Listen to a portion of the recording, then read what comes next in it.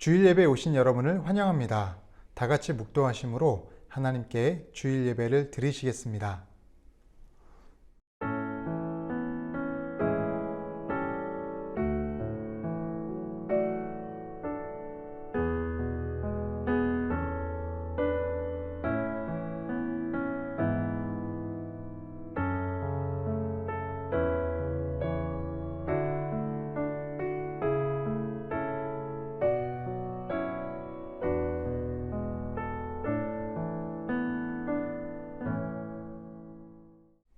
여호와여, 주는 의인에게 복을 주시고 방패로 함같이 은혜로 그를 호위하시리이다. 아멘.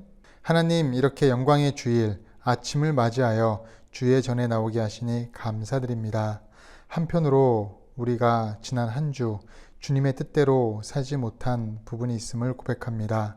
언제나 주의 보혈로 우리들의 잘못이 씻겨 내려갈 수 있도록 도와주시고, 우리가 세상의 힘을 의지하기보다는 언제나 우리에게 복을 주시고 방패가 되어 주시는 주님의 은혜만을 사모하며 살아갈 수 있도록 인도하여 주시옵소서. 오늘 드려지는 이 예배를 기쁘게 받아주시고 홀로 영광 받아 주시옵소서. 예수님의 이름으로 기도드립니다. 아멘. 전능하사 천지를 만드신 하나님 아버지를 내가 믿사오며 그 외아들 우리 주 예수 그리스도를 믿사오니 이는 성령으로 잉태하사 동정녀 마리아에게 나시고 본디오 빌라도에게 고난을 받으사 십자가에 못 박혀 죽으시고 장사한 지 사흘 만에 죽은 자 가운데서 다시 살아나시며 하늘에 오르사 전능하신 하나님 우편에 앉아 계시다가 저리로서 산자와 죽은 자를 심판하러 오시리라. 성령을 믿사오며 거룩한 공회와 성도가 서로 교통하는 것과 죄를 사하여 주시는 것과 몸이 다시 사는 것과 영원히 사는 것을 믿사옵나이다.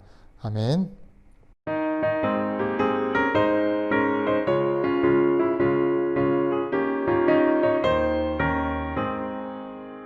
내가 매일 기쁘게 주의 얘기를 하면 주의 팔이 나를 안보하며 내가 주의 큰 복을 받는 참된 비결은 주의 영이 함께함이라. 성령이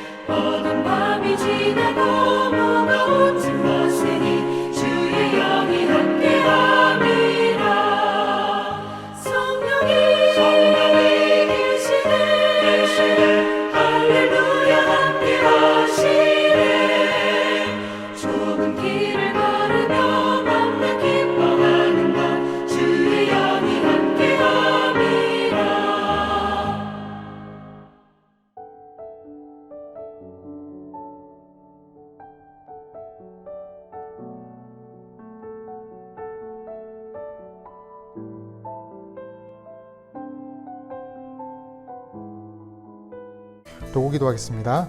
코로나로 인해 건강과 생업에 영향을 받는 성도들이 없게 해달라고 이 시간 간절히 기도하겠습니다.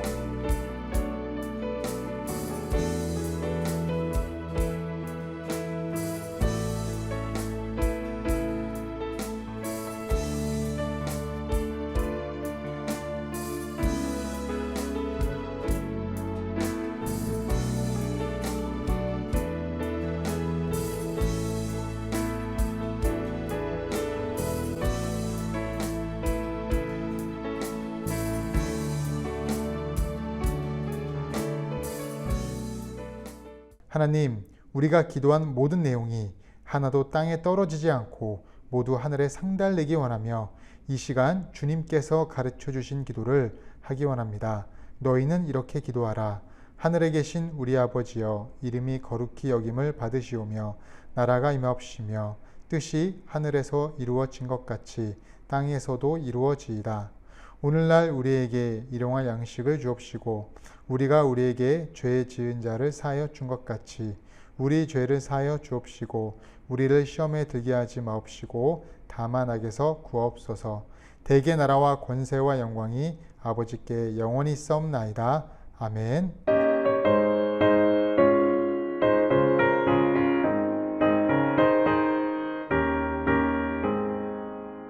내 영혼에 햇빛 비치니 주 영광 찬란해. 이 세상 어떤 빛보다 이 빛 더 빛나네. 주의 영광 빛난 광채 내게 비춰 주시옵소서.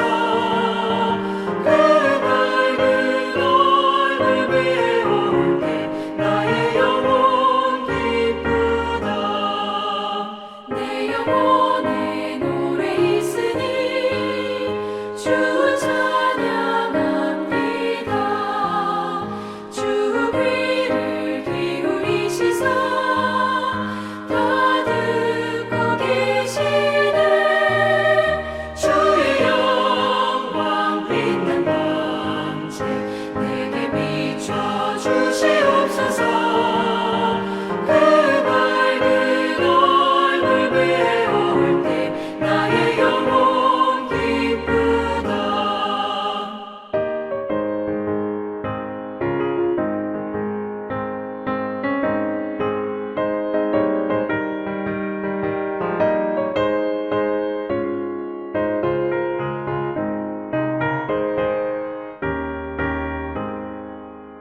내 영혼의 몸을 되어서 주와 함께 하실 때 그 평화 내게 깃들고 주 은혜 꽃피네. 주의 영광 빛난 광채 내게 비춰 주시옵소서. 그 밝은 얼굴 위에 올 때 나의 영혼 기쁘다. 내 영혼에 희락이 있고 그 소망 넘치네. 주 예수 복을 주시고 또 내려주시네. 주의 영광 빛난 광채 내게 비춰 주시옵소서. 그 밝은 얼굴 위에 올 때 나의 영혼 기쁘다.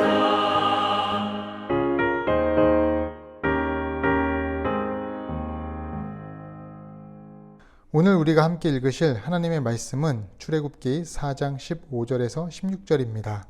함께 읽겠습니다. 너는 그에게 말하고 그의 입에 할 말을 주라. 내가 내 입과 그의 입에 함께 있어서 너희들이 행할 일을 가르치리라. 그가 너를 대신하여 백성에게 말할 것이니 그는 내 입을 대신할 것이요 너는 그에게 하나님같이 되리라. 아멘. 한 주간 잘 지내셨습니까? 지난주 말복을 끝으로 이제 여름이 지나가고 가을이 다가오는 시점에 있는 것 같습니다. 하나님의 은혜 안에 언제나 거하시는 우리 성도님들 되시길 바라겠고요. 오늘 말씀을 보도록 하겠습니다. 하나님은요, 목자의 마음을 깨달은 모세에게 40년 만에 나타나셔서 내 백성을 구원하기 위해 이집트로 가라고 명하십니다. 지난주의 설교를 통해 왕자의 마음이 아닌 목자의 마음을 깨달은 모세는요, 그래서 그 사명을 감당하려고 했는데 갑자기 문제가 생겼습니다. 어떤 문제가 생겼냐? 모세가 과거 이집트의 왕자로 살 때는요, 자신감과 열정이 너무나 넘쳐서 문제였는데, 그러나 이제 목자로 40년을 살고 나니까 이번에는 자신감이 완전히 바닥이 된 거예요. 본인이 부족함을 느끼게 된 겁니다. 4장 1절을 읽어보겠습니다. 모세가 대답하여 이르되 그러나 그들이 나를 믿지 아니하며 내 말을 듣지 아니하고 이르기를 여호와께서 내게 나타나지 아니하셨다 하리이다. 모세는요, 이스라엘 백성들이 자신의 말을 믿지 않고 자신의 말을 안 들을 것 같다고 하는 거예요. 그 안에 담겨진 의미는 내가 이스라엘 백성을 절대로 설득을 시키겠다, 못 시키겠다, 못 시키겠다는 것입니다. 그래서 그 부르심에 나는 순종하지 못하겠다, 다른 사람 보내라, 이겁니다. 그렇게 자신만만하던 모세가 이렇게 자신을 낮게 표현한 이유가 무엇일까요? 이것은 모세가 과거에 겪은 실패의 트라우마 때문인데, 모세가 이집트의 왕자였을 때요, 자신이 가진 힘을 가지고 여러 가지 방법으로 백성을 설득하려고 했습니다. 그런데 실패했어요. 더구나 살인자가 되었을 때 위기의 상황에서 자신이 벗어나려고 했겠죠. 자신의 지혜와 지식과 또한 여러 가지 힘과 지지자들을 통해서 그 위기를 벗어나려고 했는데 자기 말이 설득이 안 되는 거예요. 말이 안 통하는 거예요. 온갖 죄를 다 뒤집어 쓰고 더 큰 죄를 저질러서 처형을 당할 수밖에 없는 상황이 생긴 거예요. 그래서 결국 미디안 광야까지 비참하게 도망쳐 온 것입니다. 실패의 경험에서 모세의 머릿속에 새겨진 것이 무엇이냐? 아, 내가 잘못 알고 있었구나. 나는 설득을 잘하는 사람이라고 생각했는데 내 말이면 누구라도 통한다고 생각했는데 아니었구나. 나는 리더십도 없었던 사람이구나. 이런 식으로 자신에 대한 자상이 깨지고 뒤틀려 버렸습니다. 자상이 일그러져 버린 거예요. 그러니까 모세가 하나님께 하는 말이 이겁니다. 출애굽기 4장 10절을 보면 모세가 여호와께 아뢰되 오 주여, 나는 본래 말을 잘하지 못하는 자니이다. 본래 말을 잘하지 못한대요. 주께서 주의 종에게 명령하신 후에도 역시 그러하니 나는 입이 뻣뻣하고 혀가 둔한 자니이다. 하나님, 저는 원래 말을 못해요. 상황에 맞는 말도 잘 못하고 저는 사람을 설득할 수 있는 능력이 원래 없습니다. 말을 잘해야 사람을 끌 수 있는데 저는 능력이 되지 않습니다. 40년 전에 이미 증명되지 않았습니까? 이렇게 말을 하는 거예요.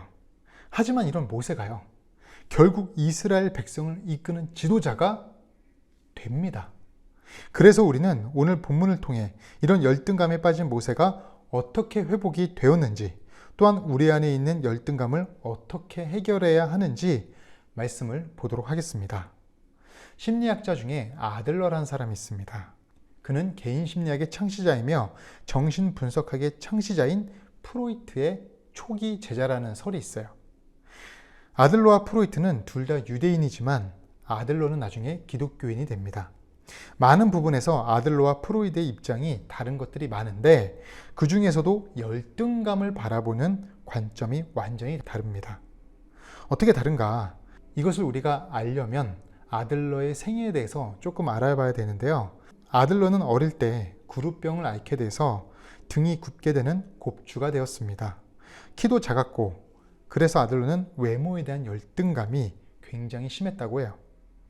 더구나 어릴 때 학업 성적도 형편없었습니다. 그래서 학교에서 난쟁이 바보로 불렸다고 합니다. 그러던 아들러가 굉장히 중요한 경험을 하게 되는 사건이 생기게 되는데요. 어느 날 선생님이 수학 문제를 냈습니다.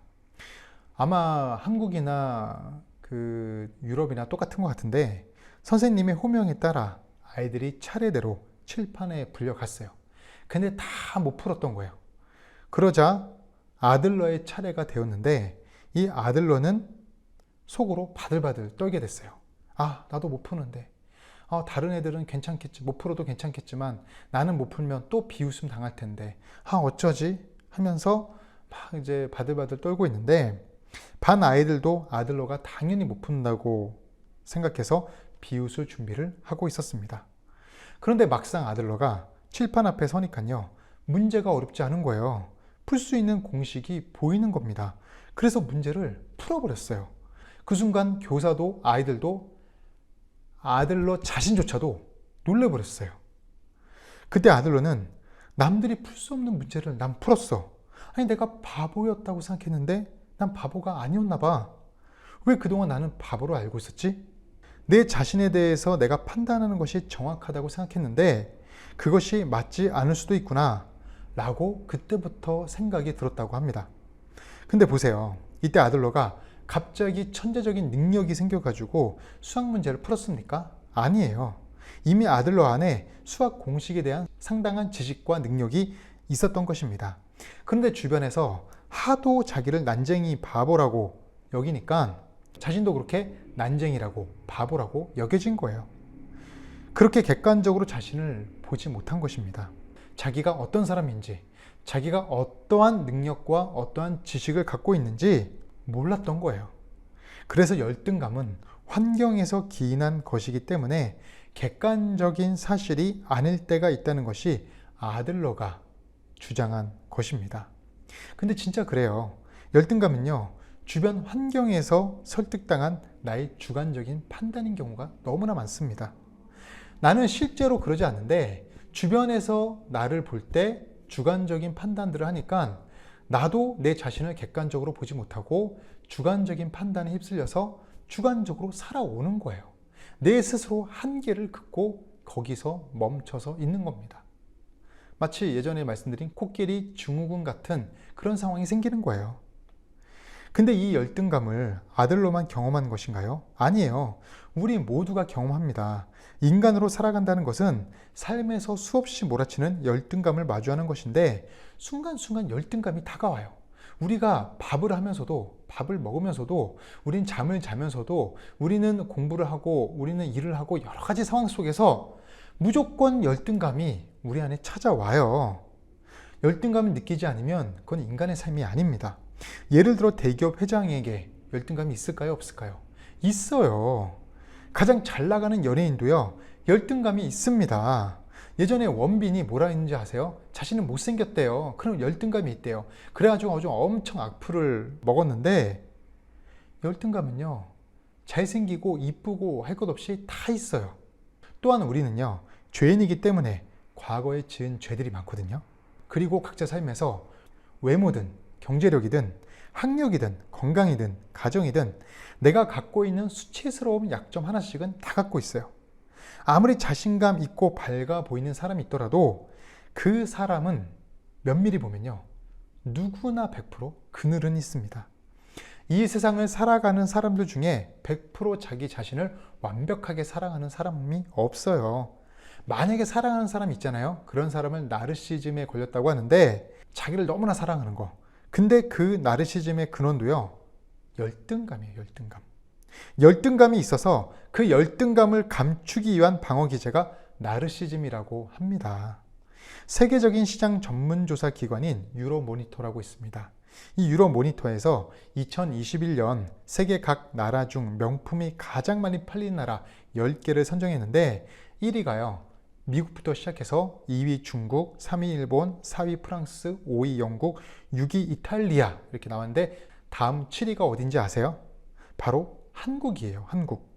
2021년 기준 16조 원으로 세계에서 7번째로 명품 시장을 형성했다고 하더라고요. 전문가들은 코로나19 이후에 보복 소비 심리가 명품 시장 성장을 키우는 주요 요인이라고 얘기를 하지만 사실상 더 면밀하게, 더 핵심적인 이유는요, 원래 우리나라가 타인에게 돋보이고 싶어하는 선택적 럭셔리 심리가요, 명품 시장을 키웠다고 합니다. 타인에게 외적으로 자신을 돋보이기를 즐긴다는 거예요.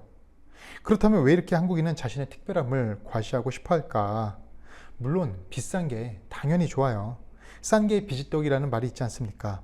그러나 전문가들의 주장은 이거예요. 아까 말씀드린 대로 타인에게 외적으로 돋보기를 되게 좋아하는데 그 이유가 뭐냐? 비싼 물건을 구매해서 실제 자신의 가치가 높아지려는 욕구가 크다는 것입니다. 자신 안에 열등감이 있는데 명품을 사면 그 열등감을 가릴 수 있다고 생각하는 거예요.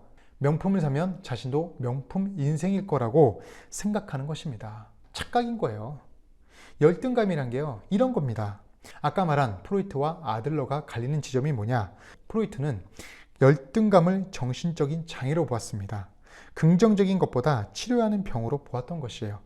아들러는요, 열등감은 없어져야 하는 감정이 아니라 오히려 열등감에 힘이 있어야 성장과 발전이 있다라고 이렇게 주장을 한 겁니다. 이런 견해가 열등감과 보상심리 이론의 기초가 되었어요. 여러분, 이렇게 열등감에 대해서 열등감은 무익하다라는 프로이트의 이론이 있고, 또 열등감에 대해서 열등감은 유익하다고 보는 아들러의 이론이 있는데, 여러분은 누구의 견해가 맞다고 생각하십니까? 그런데 우리가 다른 여러 견해가 있지만 제일 중요한 것은 성경적인 관점이 어떠냐, 성경적인 관점에서는 어떻게 말하고 있느냐, 이게 중요하거든요. 성경적인 관점에서는 아들러의 주장이 조금 더 맞다고 볼 수 있어요. 왜냐하면 그는 인본주의적 관점보다 성경적인 관점에서 인간을 더 보고자 노력했거든요. 왜냐하면 그는 기독교인이기 때문에 하나님의 관점에서 인간을 보려고 했어요. 그는 사람에겐 누구나 열등감들이 다 있는데 이것을 어떻게 해결하느냐에 따라서 긍정적인 인생의 방향으로 가거나 아니면 부정적인 인생의 방향으로 가는 것이라고 말했습니다. 그래서 모세도요, 처음에는 자신감이 있는 사람이었지만 과거의 실패로 인해서 자신을 말 못하는 자, 아무것도 잘 못하는 자로 평가를 합니다. 열등감이 있는 거죠. 그런데 이게 객관적인 평가냐? 모세가 말을 못하는 게 사실입니까? 아니에요. 성경에 비춰봤을 때 그것은 거짓말입니다. 모세가 말을 못한다는 것은요, 그냥 자신의 열등감이 있기 때문에 그 열등감 속에서 묻혀왔기 때문에 제대로 자신을 보지 못하고 이미 자아가 일그러진 상황이에요. 왜 모세가 말을 잘할 수밖에 없었냐? 왜 말을 잘하냐? 증거가 이겁니다. 사도행전 7장 22절, 모세가 애굽 사람의 모든 지혜를 배워 그의 말과 하는 일이 능하더라. 당시 이집트는 왕족에게 수학, 정치학, 군사학, 운병 등을 배우게 했는데, 근데 그게 단순한 교육이었겠습니까? 이미 초강대국 이집트의 교육이에요. 하버드 예일급의 교육이었다는 것입니다. 만번을 양보해서요, 아무리 모세가 못했다고 해도, 낙제생이었다고 해도 파라오의 후보였기에 그의 지식과 언변은 사실 그가 놀면서 배워도 평균 이상이었다는 것입니다. 그래서요, 모세 본인은 출애굽기에서 못한다고 했지만 이미 하나님은 모세를 평가하기를 정확하게 애굽의 모든 학문과 지식을 배워서 말과 행동에 능하더라 했어요. 능하더라. 너무나 엑설런트하다는 거예요. 스마트하다는 것입니다. 하나님은 모세를 이미 그렇게 평가했어요. 그래서 하나님이 모세에게 주시는 임무가 뭡니까? 지금 모세가 이집트랑 싸우라고 하는 게 아니에요. 이집트는요, 초강대국이에요. 모세가 이집트랑 싸울 수가 없어요. 상대가 안 됩니다. 그러면 여기서 모세의 임무는 뭐냐? 이집트로 가서 파라오와 백성들에게 하나님의 뜻을 전달하라는 거예요. 다시 말하면 이때 받은 모세의 임무는 연설이에요. 연설. 설마 하나님께서 말 못하는 사람을 보내셨겠습니까? 물론 말 못하는 사람을 보내실 수도 있어요. 하나님께서 훈련을 시키시고 하나님께서 질그릇 같은 사람을 금그릇, 은그릇처럼 사용하실 수 있거든요. 그런데 지금 여기 상황은 그런 상황이 아니에요. 하나님이 말씀드렸잖아요. 하나님이 평가하실 때 모세는 말을 너무도 잘하는 사람입니다. 여러분, 이쯤 되면요, 모세는 자기 자신에 대해서 객관적인 평가를 하는 것이 아니라 그냥 맹목적인, 그냥 흘러온 믿음이에요. 나는 못한다는 겁니다. 그렇게 나는 말도 못하고 나는 리더십도 없고 나는 아무것도 못한다는 것을 믿기로 작정했다는 거예요. 그래서 하나님이 이 반응에 대해 불쾌하시는데, 하나님은 너 왜 내 말 안 믿냐? 내가 너 할 수 있다고 하는데 대체 너 왜 그러는 거냐? 내가 너 만들었어. 누가 사람의 입을 만들고 누가 말 못한 자나 못 듣는 자나 눈 밝은 자나 맹인이 되겠냐? 바로 나다. 내가 너를 도와서 너에게 할 말을 가르치려고 하는데, 내가 그렇게 해주겠다고 하는데 너는 도대체 왜 그러냐, 이거예요. 그러면서 14절에 여호와께서 모세를 향하여 노하여 이르시되 레위 사람 내 형 아론이 있지 아니하냐, 그가 말 잘하는 것을 내가 아노라. 그가 너를 만나러 나오나니 그가 너를 볼 때 그의 마음에 기쁨이 있을 것이라. 이 말은요, 아론이 너보다 말 잘한다 이 얘기가 아니에요. 그 해석이 아닙니다. 네 형 아론이 너만큼 말을 잘한다는 얘기예요. 네가 지금 말 못한다고? 야, 네 형 아론도 너만큼 말 잘해. 걔도 말빨이 세. 너는 지금 네 자신을 못 보고 있어. 네 자신이 열등감과 여러 가지 지금 나에 대한 분노의 감정으로 지금 꽉 차 있기 때문에 네가 제대로 지금 말 못하는 거야. 이렇게 얘기하는 거예요. 그러니까 모세는 객관적으로 볼 때 말을 못하는 사람이 아니라요, 오히려 말을 잘하는 사람이에요. 그런데 열등감이 무서운 이유가 뭡니까? 내가 내 자신을 제대로 보지 못하게 만듭니다. 열등감은요, 눈을 가린 착각이에요. 눈을 가린 착각. 내 자아상을 찌그러뜨리고 일그러뜨립니다. 바르게 보지 못하는 거예요. 그래서 열등감의 렌즈로 보는 나 자신은요, 내가 아닌 겁니다. 사실은 내가 아니에요. 근데 우리는 열등감의 렌즈로 보기 때문에 내 자신을 제대로 보지 못해요. 우리 부모님이 우리 자녀들을 보면요, 내가 부모라서가 아니라 내가 보면요, 괜찮게 생긴 자녀들 있거든요. 그런데 어느 날 내 자녀가 오더니 자기가 못생겼다고, 코 세워달라고, 눈 찢어달라고 하는 겁니다. 그래서 부모님이 자신의 생각을 말해주는 거죠. 아니야, 너 괜찮아, 너 이뻐, 너 잘생겼어, 그렇게 안 해도 돼. 그러면 애들이 뭐라고 해요? 아, 그건 아빠 엄마니까 그렇게 얘기하는 거지, 실제로 나는 못생겼어. 설득이 안 되는 거예요. 한번 사람 안에요, 어떤 조그마한 열등감이 들어오면요, 누가 객관적인 정보를 내게 준다 할지라도 내 자화상이 찌그러지고 일그러져 있기 때문에 설득이 안 돼요. 그래서 열등감이 무서운 겁니다. 그 열등감 때문에 내가 앞으로 나아가고 싶어도 못 나가요. 내가 뭔가 하고 싶은 일이 있더라도 거기서 주저앉아요. 이게 열등감이거든요. 100사람이 나를 괜찮다고 얘기해도 내 자화상이 찌그러져 있으니 본인만 안 괜찮다고 하는 거예요. 못생겼다고 하는 거예요. 잘생겼다고 해도 못생겼다고 하는 겁니다. 그러면 주변 사람이 답답해요. 아니, 괜찮은데 왜 쟤는 저럴까? 아니, 할 수 있는 일인데 왜 쟤는 못한다고 할까? 말이 안 통하는 거예요. 열등감이 심하면요, 내 자아가 무너지는 경우도 있거든요. 그래서 열등감이 있는 사람은요, 하나님을 만나야 되는 게 맞아요. 하나님을 만나서 내 일그러진 자아를 회복시켜야 됩니다. 하나님께 무릎을 꿇어야 돼요. 자기가 죄인인 것을 인정해야 됩니다. 내 안에 열등감이 있다는 것을 인정해야 돼요. 하나님이 하나님됨을 인정해야 되고 하나님이 내 삶의 주인이심을 인정해야 됩니다. 그러면 그 사람은 뭐가 들어와요? 겸손함이 들어와요. 겸손한 사람은요, 열등감에 빠지지 않습니다.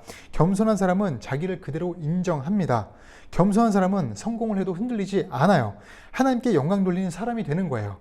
자신의 상황을 오직 하나님으로 해석하는 겁니다. 근데 열등감이 있는 어떤 사람은요, 하나님을 못 만나는 사람이 있어요. 반복되는 실패 속에서 자신을 원망하고 그냥 열등감에 빠져 사는 거예요. 그런 사람이 계속 열등감에서 헤어나올 수 없는 겁니다. 그래서 다른 곳으로 열등감을 가려요. 뭘로 가려요? 나를 사랑하는 나르시즘으로, 또 교만으로, 또 과소비로, 분노로, 거짓말로, 폭력으로, 비난과 지적으로 열등감을 가리게 돼요. 여러분 보세요. 요즘 문신하는 사람들 많이 있잖아요. 멋으로 한다고 하지만 여러분, 문신하는 이유가 뭡니까? 물론 진짜로 자기 멋 때문에 하는 경우도 있어요. 그런데 대부분 문신하는 경우는요, 자기 열등감을 가리기 위한 거예요. 괜히 문신해가지고 자기가 강하다는 거, 자기가 뭔가 힘세 보이다는 거, 자기가 뭔가 이렇게 좀 무섭게 보인다는 거, 그런 식으로 과시하려고 하는 거예요. 근데 그 안에 뭡니까? 열등감이에요. 여러분들, 여러분 진짜 싸움 잘하는 사람이 문신하는 거 봤어요? 싸움 잘하는 사람은요, 절대 문신 안 합니다. 그리고 내세우지도 않아요. 그냥 가만히 있어요. 조용합니다. 여러분, 싸움 잘하는 사람 중에 키 크고 몸짓 좋은 사람 없어요. 싸움은요, 딱 적당한 크기에, 얄쌍한 크기에 조용한 사람이 더 잘해요. 그리고 신앙적인 열심으로도 열등감을 가릴 수 있어요. 열등감은 이래서 심리와 경험의 문제가 아니라 사실은 영적인 문제입니다. 그런데 하나님을 만난다고 열등감이 바로 해결되는 것이 아니에요. 모세를 보세요. 하나님 만나자마자 그 열등감이 사라지는 게 아닙니다. 그렇다면 모세는 과연 어떻게 해서 열등감을 넘을 수 있게 되었나? 그것은요, 찌그러진 나의 모습을 보면 안 돼요. 답이 안 나옵니다. 바로 나를 부르시는 하나님을 바라보는 거예요. 모세가 4장 1절에서 내 말이 안 먹힐 것이다. 나는 말을 못한다. 이렇게 얘기할 때 하나님께서 모세에게 보여주시는 기적이 뭡니까? 바로 유명한 기적이에요. 지팡이가 뱀이 되는 기적. 지팡이가 뱀이 되는 거예요. 여기서 뱀은요, 단순한 뱀이 아닙니다. 그냥 단순히 지팡이가 뱀이 됐다? 이게 아니에요. 여기 놀랄만한 진리가 있는데 이집트의 신 중에요, 최고의 신이 누구냐면은 태양신 라입니다. 태양신 라. 근데 이 태양신 라와 맞먹는 신이 있는데 바로 어둠의 신, 밤의 신이라고 불리는 아펩 혹은 아포시스라는 거대한 코브라 뱀의 신이에요. 이것은 뱀의 모습을 했거든요. 라의 숙적입니다.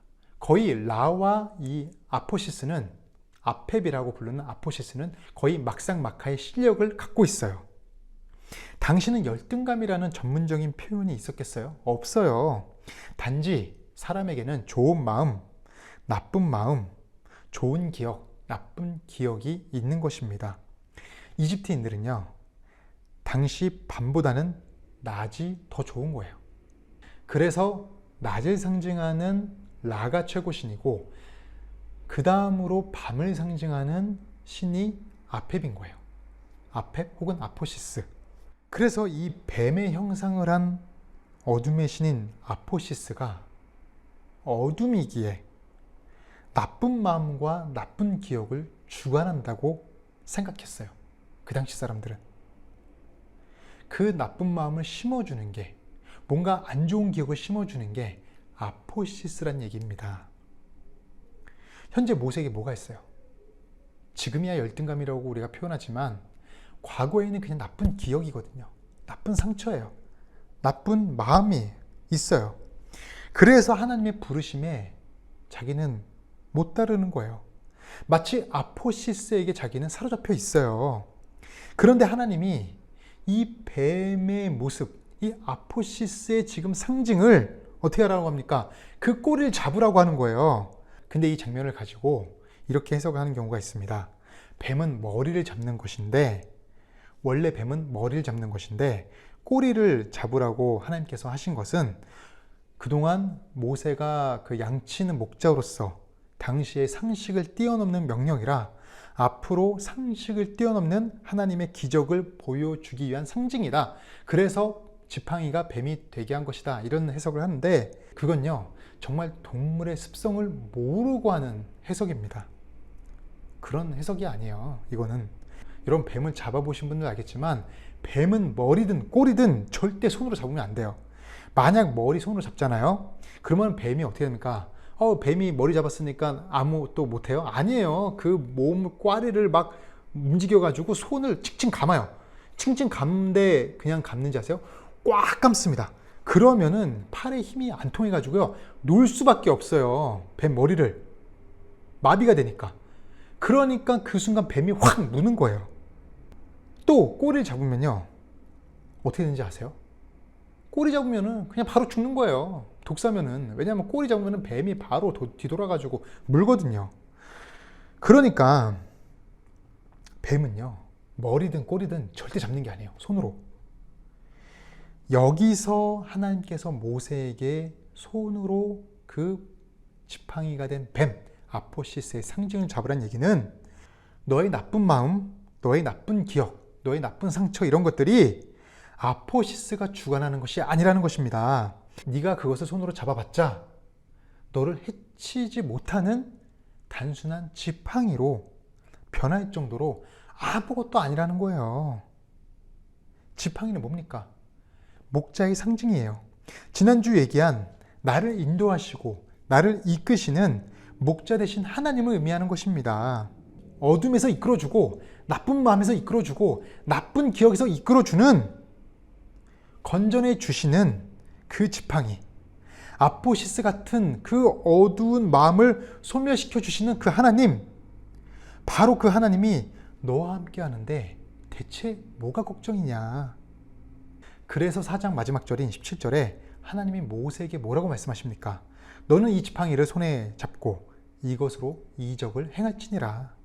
그래서 모세는 그 지팡이를 가지고요, 애굽으로 갈 결심을 하게 된 거예요.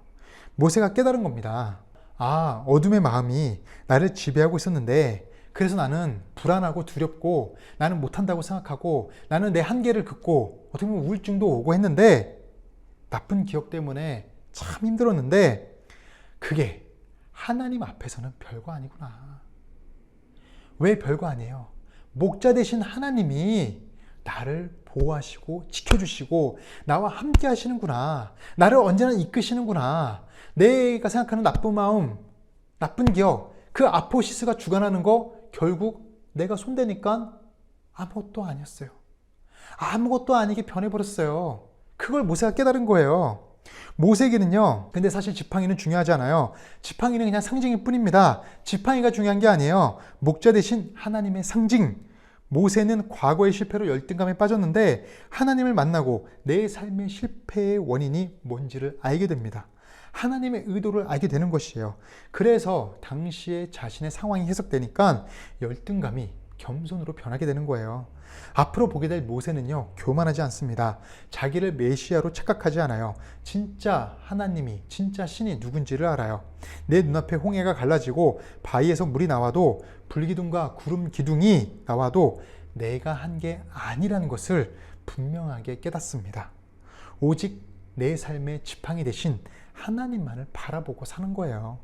그래서 모세는요, 앞에는 홍해로 막히고 뒤에는 애굽의 군대가 쫓아오는 진퇴양난에 빠진 이스라엘 백성들에게 뭐라고 얘기합니까? 출애굽기 14장 13절에서 이렇게 얘기하는 거예요. 모세가 백성에게 이르되 너희는 두려워하지 말고 가만히 서서 여호와께서 오늘 너희를 위하여 행하시는 구원을 보라. 너희가 오늘 본 애굽 사람을 영원히 다시 보지 아니하리라. 두려워하지 마. 가만히 서서 하나님이 우리를 위해 하시는 일을 바라만 봐. 그게 우리가 지금 해야 될 일이야. 지금부터 너희들 자신을 보지 말고, 다른 것도 보지 말고, 너희 안에 불안한 마음, 두려운 마음, 우울한 마음 이런 거 보지 말고 시선을 하나님께로 주목해. 이렇게 얘기하는 겁니다. 그게 리더십이에요.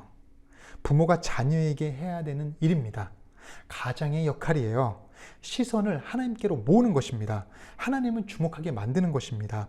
우리가 하나님을 볼 때요, 주변 환경과 과거의 실패로 일그러진 내가 아니라 하나님이 창조하신 원래의 나로 볼 수 있는 것입니다. 하나님을 주목하는 것이 뭐예요? 바로 말씀이에요. 말씀을 통해서 우리는 힘을 얻을 수 있고요. 말씀을 통해서 잘못된 것들 바로 잡을 수 있어요. 말씀을 통해서 내 안에 일그러진 자아를 바로 잡고 나를 사랑하게 됩니다. 내 과거가 나를 더 이상 발목 잡지 않고 하나님과 함께 나아갈 수 있게 만들어주는 거예요. 그래서 모세가 하나님을 만났기에 그가 열등감을 벗어나, 나쁜 기억을 벗어나, 그 우울에서 벗어나 지팡이를 잡고 애굽으로 향한 것입니다. 우리도 하나님과 함께 그럴 수 있어요. 어떻게 해요? 하나님만 바라보면요. 모든 사람에게는요, 치명적인 약점이 다 있다고 말씀드렸습니다. 죄도 있고 많은 실패도 있어요. 내가 들었던 비난의 말들도 있어요. 상처를 주는 말들도 있습니다. 내가 앞으로 나아가지 못하게 그냥 주저앉게 만드는 환경과 말들이 있어요. 환경에 열등감도 있습니다. 연약한 사람이 우리예요. 그런데요, 우리의 부족함이, 우리의 연약함이, 우리의 어떤 과거의 나쁜 기억이 나에게는 문제가 될지 모르지만 하나님께는 전혀 문제가 되지 않습니다. 여러분, 내 문제가 하나님께도 문제라는 생각을 버리세요. 내 장애가 하나님께도 장애가 될 것이라는 생각을 버려야 합니다. 하나님은요, 그런 분이 아니에요. 하나님이 하실 수 있기에 나를 부르시는 거예요. 내 안에 열등감이 많고 문제가 있더라도 하나님을 바라보셔야 됩니다. 하나님을 주목하세요. 하나님은 나의 약함을 들어서 쓰시는 것입니다. 인간적인 약함을 하나님 안에 심으면 하나님의 강함으로 살아나게 되는 것이 바로 하나님의 법칙이에요. 열등감을 버릴 수 있는 것은 과연 내가 할 수 있을까? 가능할까? 난 못하는데. 이런 생각을 하는 게 아니라 끊임없이 하나님을 묵상하는 것입니다. 목자 대신 하나님이 나를 이끄신다는 사실을 묵상하는 거예요. 하나님이 나와 함께 하시니 나는 괜찮다. 하나님의 형상으로 창조되었으니 나는 괜찮다. 이 생각을 하는 것입니다. 하나님의 지팡이가 내 손에 있고 그것으로 내 삶에 이적이 일어날 것이라는 기대로 살아가는 것이 바로 우리가 해야 될 삶이에요. 우리가 나아가야 될 삶입니다. 하나님이 내게 지혜를 주시고 내 입이 되어주시고 내 팔과 다리가 되어주신다. 우리는 내 삶을 주관하고 이끄시는 하나님을 바라보는 삶이 되어야 합니다. 3주 동안 출애굽기를 통해서 우리는 교만에서 탈출했어요. 왕자의 마음에서 탈출했습니다. 이제는 열등감에서 탈출해야 합니다. 이것이 하나님이 원하시는 신앙의 자세고요. 하나님이 사용하시는 신앙인의 모습입니다. 그래서요, 우리는요, 이제 불안과 두려움과 또 나를 힘들게 하는 과거의 아픈 기억과 상처, 열등감에서 벗어나야 돼요. 뭘로요? 말씀으로요. 하나님의 말씀으로 그 나쁜 것들에서 탈출하시고 나를 이끄시는 하나님만 바라보시는 귀한 삶이 되시길 간절히 바라겠습니다.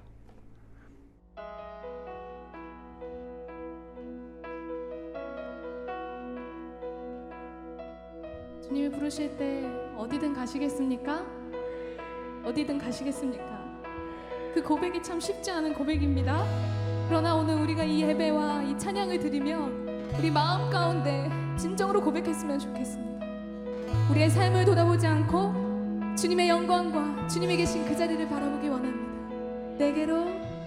내게로부터 눈을 들어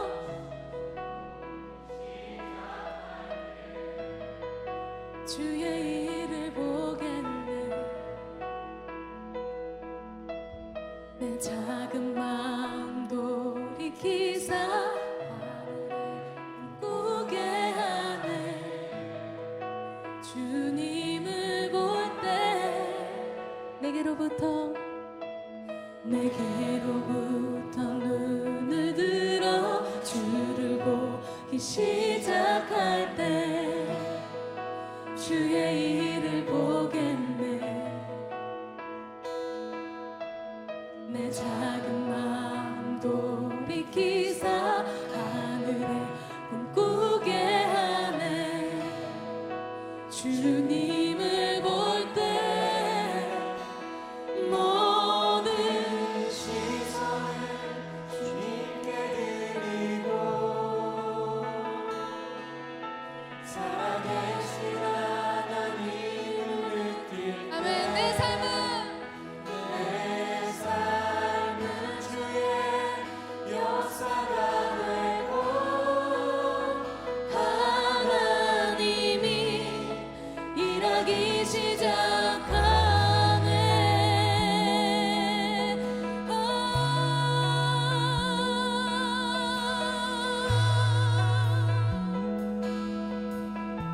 성령이 나를 변화시켜 성령이 나를 변화시켜 모든 두려움 사라질 때 주의 일을 보겠네.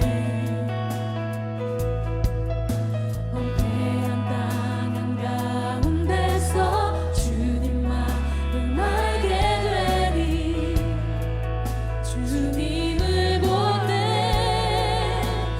모든 시선은 주님께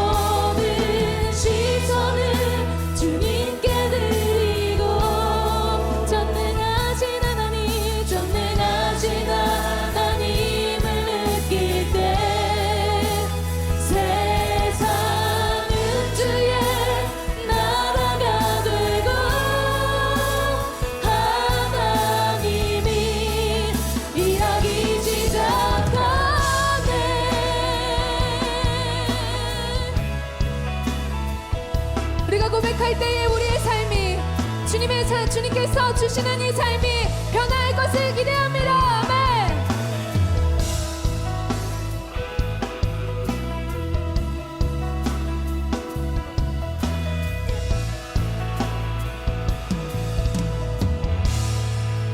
주님의 영광 임하네. 주 볼 때 주님의 영광, 주님의 영광 임하네. 주 볼 때 고백합시다. 주님의 영광, 주님의 영광 임하네. 주 볼 때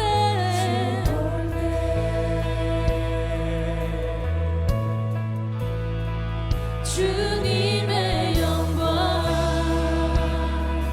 임하네. 주 볼 때 주님의 영광, 주님의 영광 임하네. 주 볼 때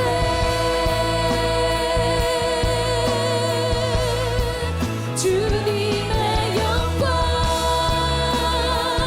임하네. 주 볼 때 주님의 영광, 주님의 영광 임하네. 주 볼 때 우리가 주님의 말을 볼 때 주의 영광이 임할 것입니다. 주님의 영광 임하네. 주 볼 때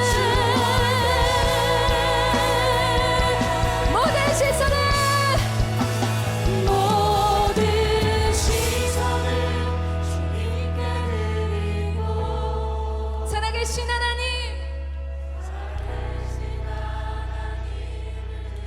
내 삶은 역사가 되고 하나님이 일하기 시작. 모든 시선을 주님께 드리고 살아계신 하나님을 내 삶은 주의 역사가 되고 하나님이 일하기 시작. 내 모든 시선을 주님께 드리고 모든 시선을 주님께 드리고 전능하신 하나님을